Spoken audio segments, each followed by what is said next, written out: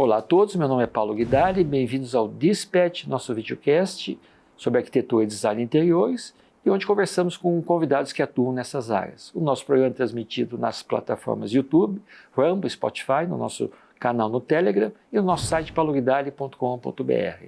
Se você é fabricante, lojista, fornecedor do segmento casa, você pode anunciar aqui onde sua marca e seus produtos ganham relevância. E se você for um anunciante que estiver em Curitiba, você pode assistir às nossas gravações ao vivo, que estão aqui no nosso estúdio, dentro do Solar do Rosário. E podem também interagir com os nossos convidados. E eu estou hoje com a arquiteta Sandra Pinho Pinheiro, que é arquiteta conselheira de inovação e estratégia de negócios. Nós vamos falar sobre isso no final da nossa conversa. E eu quero dizer que eu te conheço há muito tempo. E há 20 anos atrás, quando começou a se falar em sustentabilidade, você já estava lá. É verdade. Isso. Muito bom estar aqui com você e obrigada pelo convite. Muito obrigado, eu que agradeço. Escuta, Sandra, eu vou fazer uma colocação aqui que você precisa me explicar, não só a mim, mas também a maioria das pessoas que nos assiste. Um dia sim e o outro também, eu leio de que a construção civil é a vilã do meio ambiente pela emissão de dióxido de carbono. Por que, Sandra? É por vários motivos, né? Emissões de CO2, elas geram um efeito estufa, que é um buraco na atmosfera que aumenta a temperatura do nosso clima, né?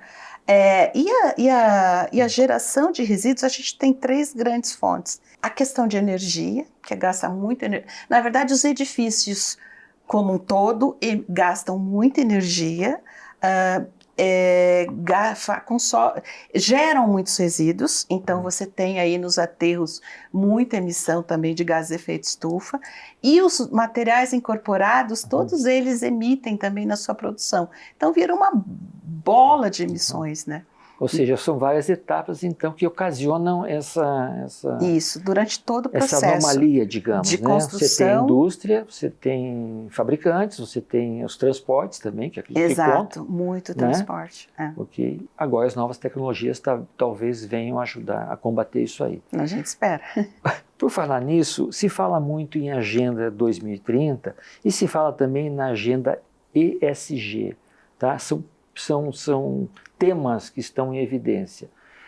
Eu sei que a Agenda 2030 ela já está sendo estudada desde o final de 1990. Essa Agenda ESG, que a gente vai ter que descobrir, você vai ter que nos orientar o que é isso, ela acaba se integrando agora à Agenda 2030. Então me explica o que é ESG, um tema super polêmico. Sandra, dê conta. Não, vamos lá, eu vou tentar sintetizar, e isso é muito legal ter a oportunidade de conversar onde é que a arquitetura entra nisso. Isso. Mas vamos lá, a Agenda 2030 antes eram objetivos do milênio, né? Então ela estendeu para 17 propostas para termos com uma agenda de 170 países, mais ou menos, que concordaram que da forma como a gente tinha um desenvolvimento nada sustentável. Então foi um acordo de muitos países para gerar esses 17 tópicos e subtemas, que são os objetivos, que tratam de água, energia, regeneração do mar, da terrestre, enfim. Então essa agenda, eles colocaram como 2030 um objetivo, uma meta, né, de diminuir até 1,5 a temperatura, de não deixar avançar, né, porque isso vai implicar em mais desorganização ambiental do que a gente já está vivendo. Esses eventos climáticos têm muito a ver com esse aumento de temperatura. Desorganiza a biodiversidade no sentido, aquece a água do mar, aí da inundação, enfim, tem muita coisa envolvida, tudo um sistema, né? Aí a Agenda 2030 é isso. O que acontece? Também havia o Triple Bottom Line, eu não sei se você lembra desse termo. Não. É vindo do mercado financeiro, que eles já tinham identificado que você precisava cuidar do planeta, cuidar das pessoas e também da parte econômica. Então era o Triple Bottom Line das empresas. Tá, isso evoluiu, porque o que acontece? Por causa de riscos financeiros. Então, enquanto a agenda é uma agenda consciencial, Uhum. né, de busca de melhora do desenvolvimento sustentável. O ESG é uma demanda do mercado financeiro para proteger os acionistas, os investidores em todas as áreas. Uhum. Né? Então, os fundos de investimento imobiliário, entre eles estão cuidando da forma como você constrói. Se você constrói numa área de estresse hídrico, você está colocando em risco o dinheiro deles ou de quem aplica. Ok. Então, isso gerou o movimento ESG, que são, na verdade, são práticas environmental, do meio ambiente, né? S de social e G de governança. Sim, então nós temos ambiente, social e governança, que são as boas práticas. ESG. Aí você entra direitos humanos. Quer dar um exemplo? O que vem trazendo isso mais claro? Exemplo de uma rede de supermercados que o cliente morre ali. É um evento social que causou um risco e prejuízo para os investidores, concorda? Ok. Brumadinho. Né? Também ocorreu um evento na área ambiental que trouxe risco e perda para os investidores. Né? E aí você tem uma grande empresa de venda, de varejo, que você descobre que burlaram o orçamento, né, a contabilidade, que é uma questão ética. Ok.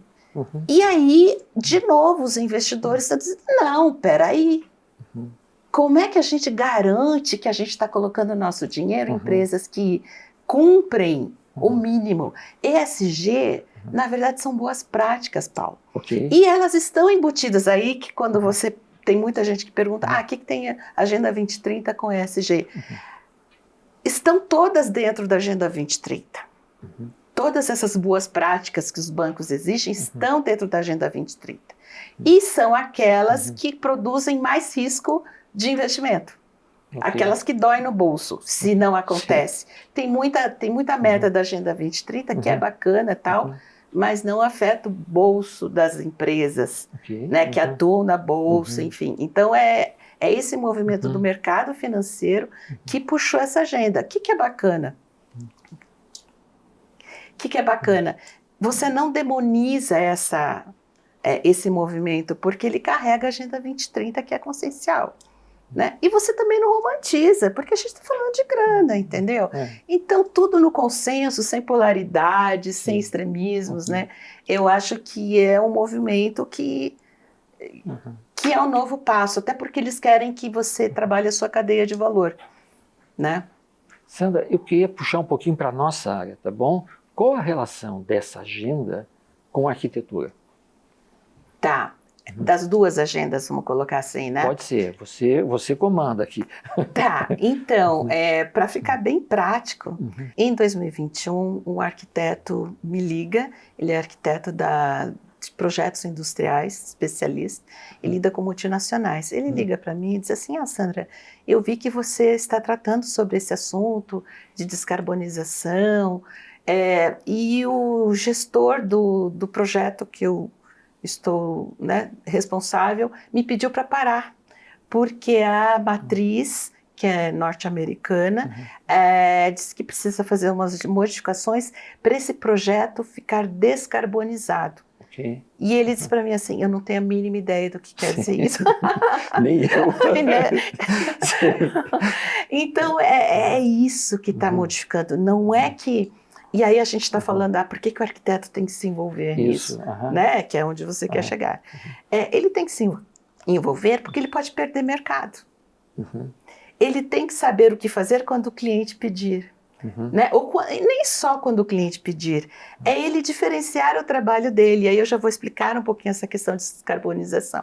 No projeto, e daí não só a arquitetura, mas todos os outros, a forma como você projeta, mas a arquitetura é o primeiro movimento. Então, ela é mais importante no processo de descarbonização do empreendimento do que todas as outras. Né? Porque fazendo um projeto, a gente fala de arquitetura passiva ou ventilação cruzada, vários elementos que todo mundo sabe. né, que o arquiteto domina, Ok. né, de iluminação natural. E o que acontece? Quando essa arquitetura é boa o suficiente, você precisa de menos ar-condicionado, você precisa de menos iluminação artificial. Isso diminui a energia que para conforto e para uso de tudo. Então, isso descarboniza o projeto. Então, você veja, começa aqui no processo de criação, onde o arquiteto vai disponibilizar aquela abertura na fachada, qual o material, qual a cor, se vai refletir, refletir o calor solar, enfim. Ações que o arquiteto sabe fazer, né? Mas ele não vê, ele não está entendendo que isso é o diferencial para ele se ele faz bem feito. Eu quero ficar nesse tema, mas eu quero voltar um pouquinho para que você me explique o que é descarbonização. Tá. Ok? E depois nós vamos voltar para os materiais, tá? Ok. Descarbonização, eles se referem a você orientar as suas decisões projetuais, no caso de arquitetura, para produtos e sistemas que emitam menos carbono durante a sua produção ou gastem menos energia, né? Aí tem vários, é um conceito mais amplo, mas que eles emitam menos carbono na sua produção. Vou dar exemplo do aço. Ok. Tá? O aço na sua produção emite muita energia, né? Ele consome muita energia, melhor falando. Então, a Votorantim, não sei se pode falar. Pode citar aqui. É legal de falar porque são líderes no mercado nessa questão. Então, vale pelo exemplo de liderança.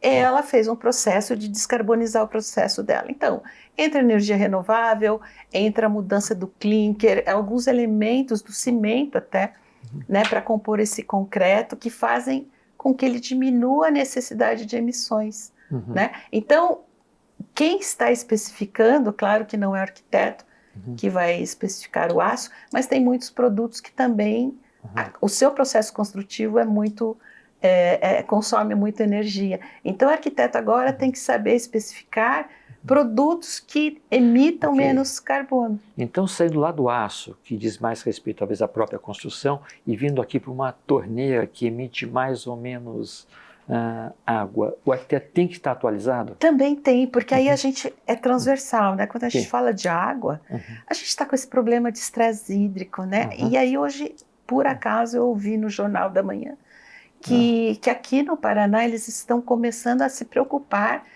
com a redução de água que atendem as redes, né, de eletricidade. Então, veja, a água interfere no desabastecimento de energia também. Então, poxa, a gente tem que partir do pequeno para o grande.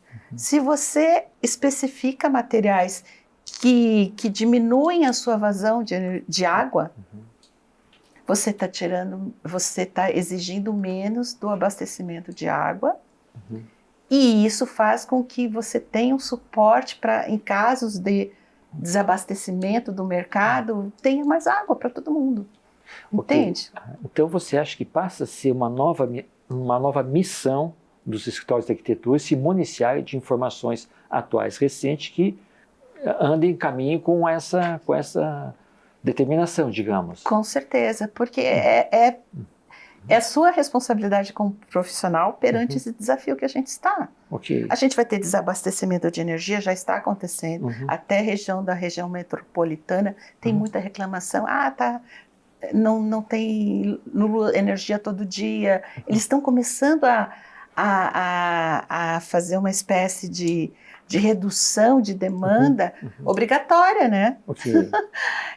Então a gente não está sentindo porque não chega exatamente à nossa casa. Sei. Mas ela está acontecendo. E pode chegar, né? Então a gente está falando de desabastecimento de água e energia. E aí a gente vai para as certificações ambientais. Não sei se eu posso... Porque eu trabalhei 12 anos nisso. Né? As certificações, tem muita gente que reclama, mas isso é um selo, pode ser greenwashing, algumas coisas. Mas se você atende os pré-requisitos, você já está partindo do princípio que você está fazendo o mínimo necessário. Você já está sabendo que... Né? Porque você tem uma redução de consumo que você tem que atingir de água no teu prédio para conseguir certificar. Eu uso certificações como roadmap. Cara, se você é arquiteto, se você não sabe do que a gente está falando aqui nessa conversa, vai buscar, você baixa isso online, gratuito, certificação LEED, certificação GBC Condomínio, que agora a gente está, eu estou participando, estou responsável pela nova versão da GBC Condomínio, que é residencial, que está falando sobre tudo isso, inclusive mudanças climáticas, né? Então, vai ter a fase de piloto aí. Mas, enfim, consulte as certificações sérias que tem, com verificação de terceira parte, para você entender onde que é preciso chegar. Né? Não que seja contida naquelas exigências, mas te abre um universo, entendeu? De coisas que estão acontecendo para o benefício do meio ambiente e das pessoas também. Mas você considera o ESG uma certificação ou não? Não, o ESG é o que os bancos querem. Você emite um relatório... Eu já ia entrar em negócios, você já entrou, vamos lá. Então, porque o ESG vem do mercado financeiro, né? Então, a origem dele é essa. Você chega no banco, aí, eu quero investimento para uma obra, eu sou incorporador e eu quero menos juro, eu quero prazo, enfim. Eles assim, me dá teu relatório de sustentabilidade. Aí você entrega para ele, olha, na parte ambiental eu estou fazendo isso, isso e isso, na parte social, colaborador, práticas trabalhistas, tudo que é relevante para a construção, o banco vai querer saber. E na parte de governança, eu estou cuidando da corrupção, estou cuidando de ética, que são questões também sensíveis.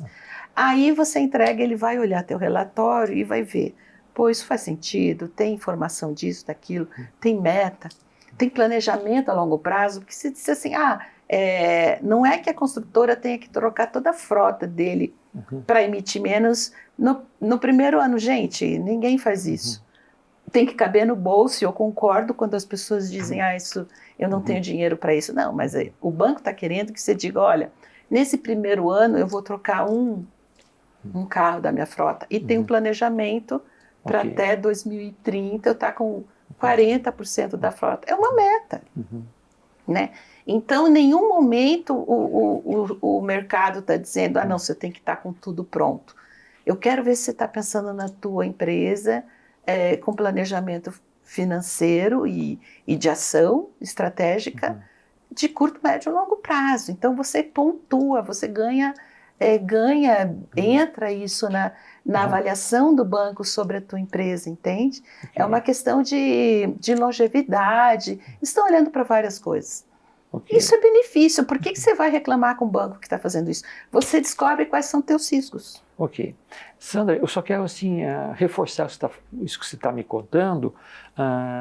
Se eu sou uma empresa, tá, que atendo o setor da construção civil e eu preciso me readequar a esse mercado, fazendo mudanças em ferramental, em maquinários, tal, tudo isso eu posso buscar financiamento ou entrar nesse mundo de negócios para requisitar. Isso vale também para as empresas? Vale também para as empresas, porque agora os bancos, nessa linha de que eles têm que atuar, eles também têm uma responsabilidade com os fundos imobiliários. Então, se eles representam fundos, os fundos querem que eles exijam, sabe? É muito bacana isso.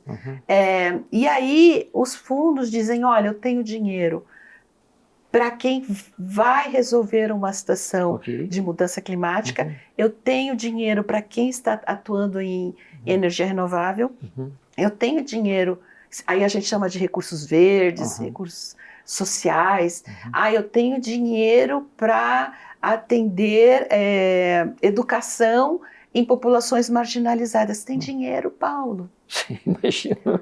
Tem dinheiro agora, não tinha antes. Olha que avanço, né?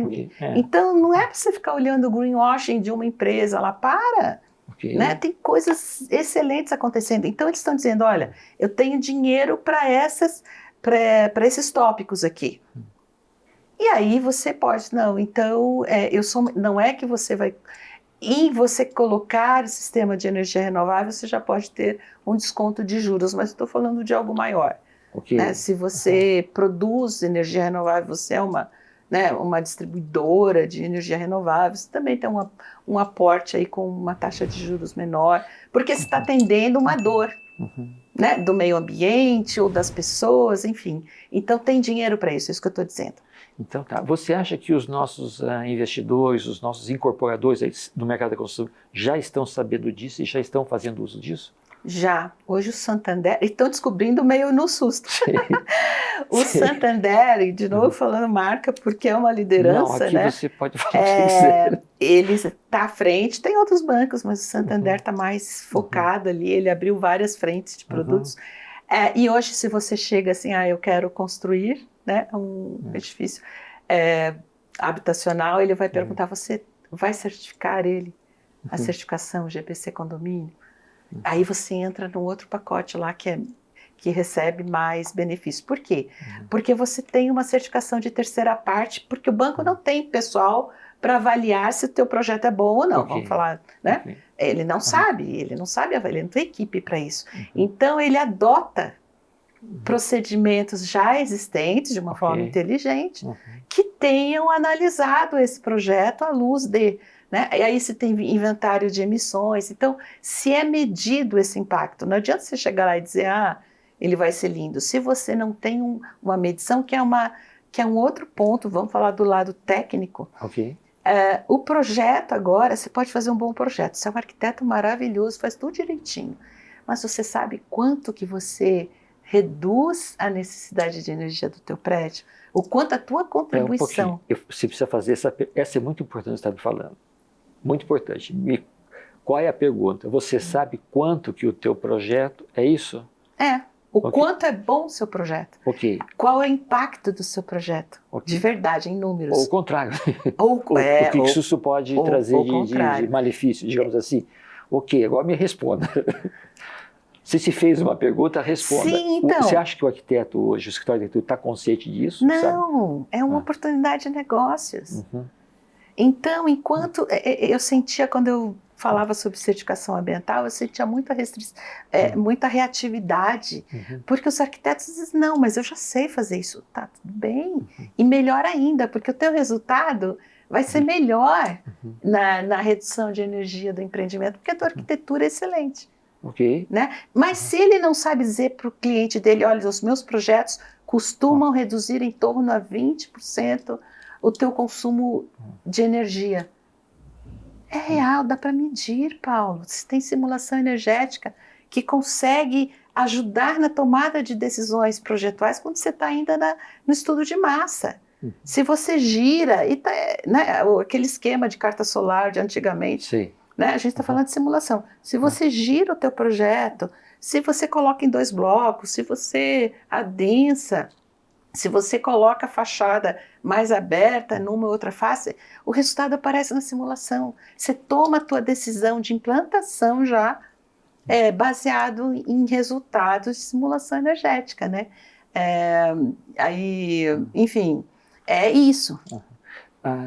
Sandra, você acha que o cliente final, aquele que de fato vai usufruir do projeto, do imóvel, você acha que ele já está se conscientizando disso também? Isso já passa a ser um item que ele vai começar não digo exigir nem cobrar, mas que esteja presente no projeto? Então, olha só como tudo isso é novo, né? Você sabe que tem a NBR 15575, né? É uma exigência mínima, mais mínima mesmo. Não dá nem para chamar de conforto, é desempenho mínimo.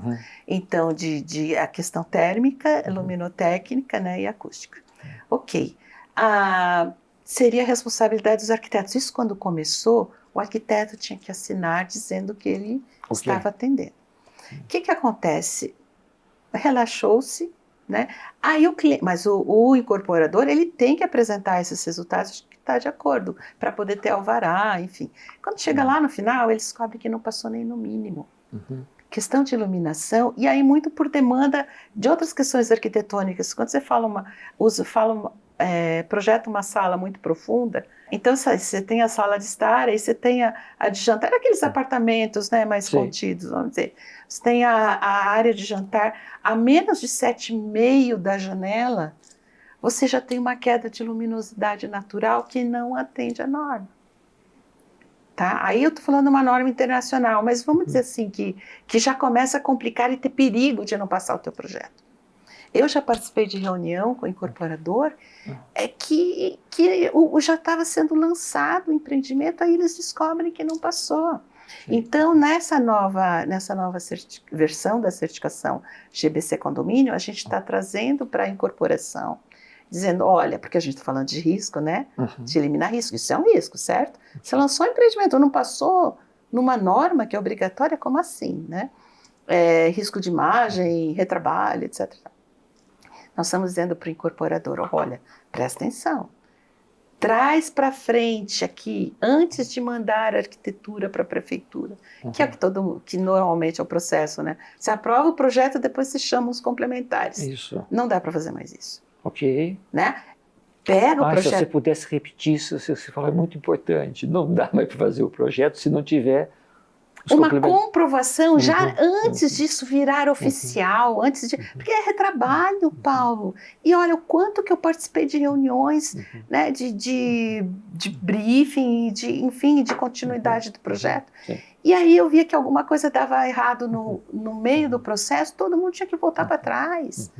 Olha o que é demanda. Aí, claro, todo o escritório pede o seu ressarcimento. Isso vira uma bola de neve.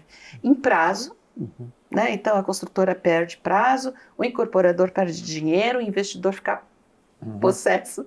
Né? Então, o que a gente está dizendo e a gente está decidindo se há um pré-requisito ou se há um crédito, mas a gente está dizendo para a governança, olha, tragam essas análises para o começo.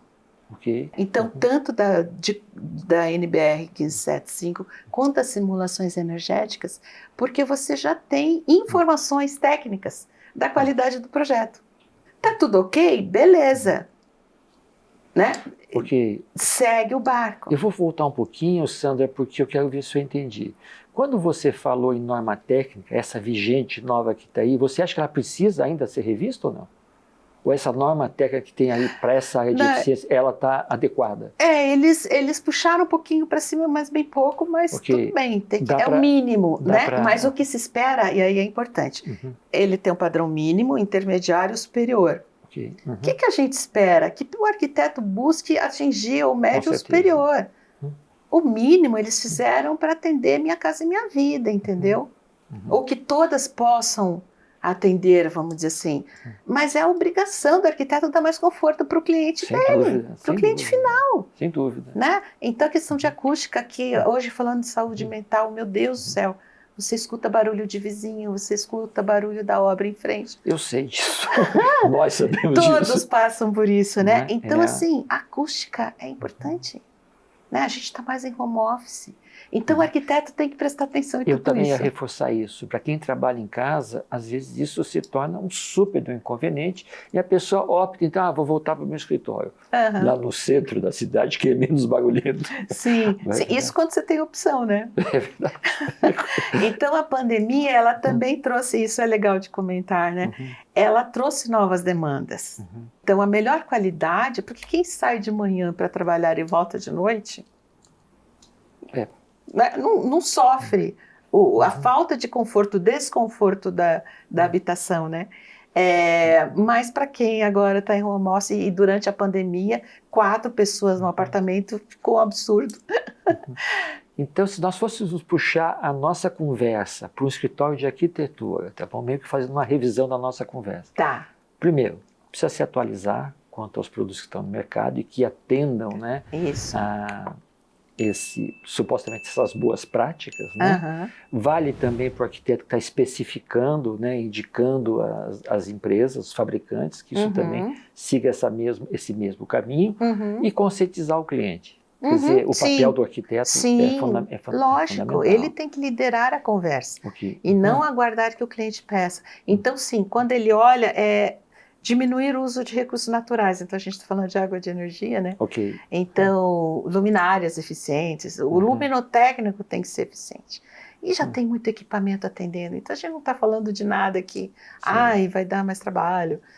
Vai custar mais caro para o cliente, pode ser só um trade-off. Ele gasta um pouquinho mais agora na compra, mas ele vai diminuir durante a fatura dele de energia. Isso também precisa se tomar consciência disso, né? Porque talvez o primeiro impacto, né, com os primeiros valores sejam sejam um pouco impactantes, reforçando, né? Uhum. Mas se ele souber disso, que isso vai sendo... Isso é diferencial, Paulo. Tá? Então a gente está dizendo, arquiteto, que você já é bom, ok, mas presta atenção nisso. Né? Não use o mesmo fornecedor de sempre. Okay. Porque você está trazendo o mercado para melhora se você começa a dizer, por aqui, olha, teve um fornecedor, foi muito engraçado, um dono de empresa de portas. E na época, aí eu estava como arquiteta usando a certificação, certificando o primeiro da região sul, o Curitiba Office Park.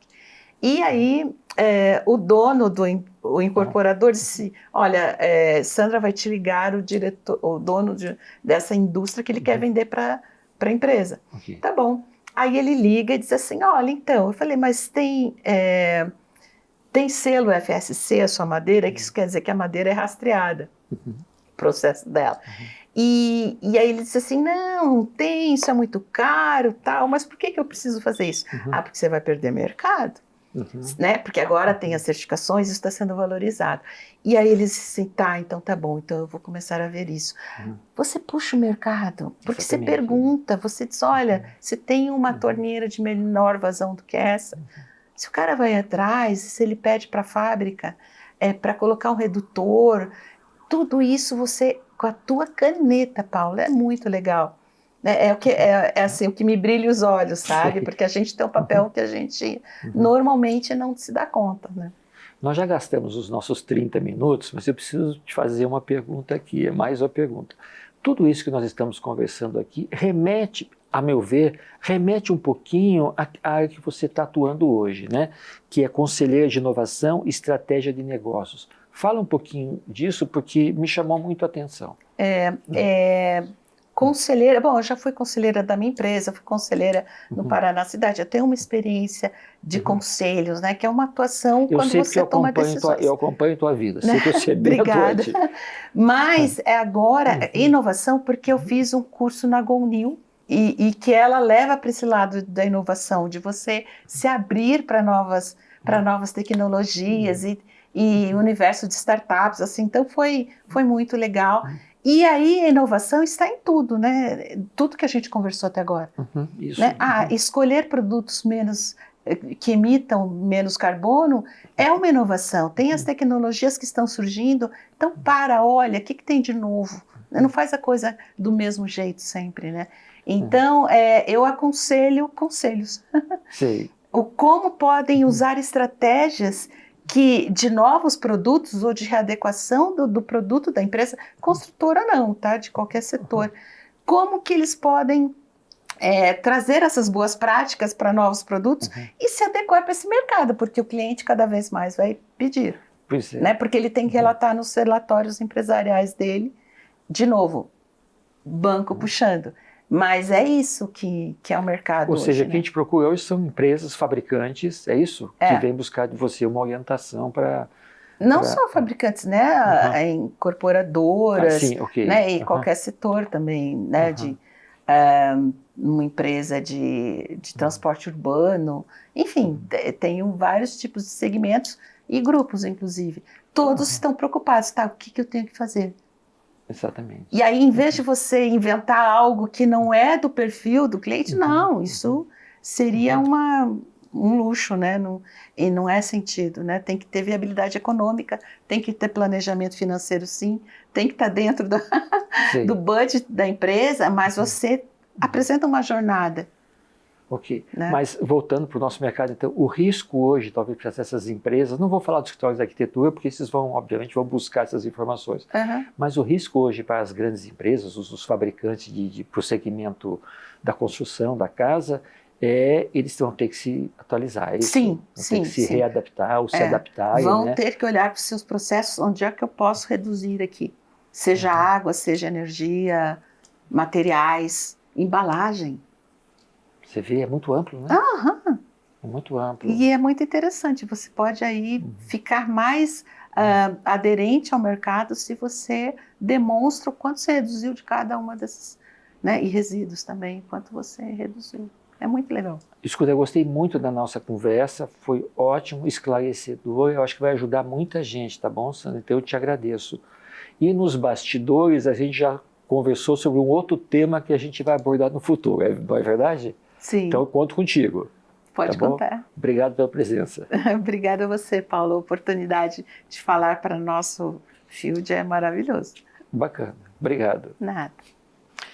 Agradecemos aos nossos apoiadores, a Renomade Soluções de Madeira, a IG Engenharia Arquitetônica Sustentável. Agradecemos o apoio cultural do Solar do Rosário, o apoio institucional das BEA Paraná, a nossa equipe de produção LFD Produções. Espero que vocês tenham gostado desse episódio. Lembre de curtir, compartilhar com seus amigos. Lembre também de comentar, que é muito importante. E inscrevam-se no nosso canal e voltamos na próxima semana.